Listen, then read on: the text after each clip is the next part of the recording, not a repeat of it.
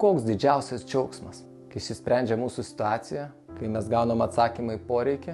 Buvo kalėjimo viršininkas, kuriam atsiuntė apaštalą, Paulių ir Silą ir liepė prižiūrėti rūpestingai.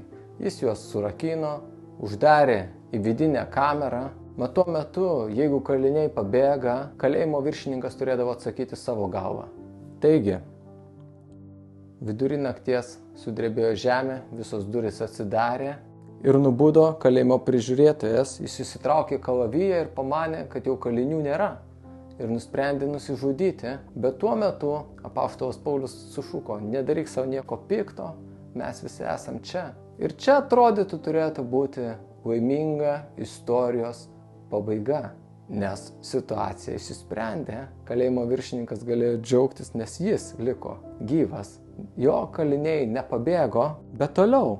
Čia dar ne pabaiga. Jis klausė: gerbiamieji, ką turiu daryti, kad būčiau išgelbėtas? Jie atsakė: tikėk viešpatį Jėzų Kristų ir būsi išgelbėtas tu ir tavo namai.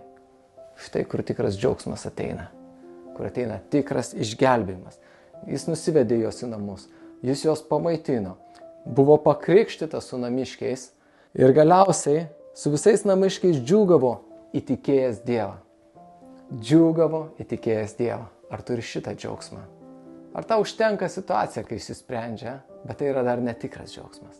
Didžiausias džiaugsmas, tikras džiaugsmas yra tai, kad tu esi išgelbėtas, kad tu įtikėjai viešpatį, kad tu gyveni su Dievu. Tai yra tas džiaugsmas, kuris tave palaiko, kuris tave stiprina kiekvieną dieną, kuris teikia tau viltį, kad net kai ir viskas pražus šioje žemėje, tavo gyvenimas pasibaigs. Tu turi namus danguose. Ir nesvarbu, kokia čia bus ta kelionė. Galbūt bus ir toliau kiti rūpesčiai, iškils kiti sunkumai. Bet šito džiaugsmo ten nieks nepavogs iš tavo širdies.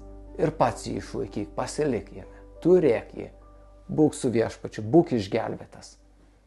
Ir džiaukis jame.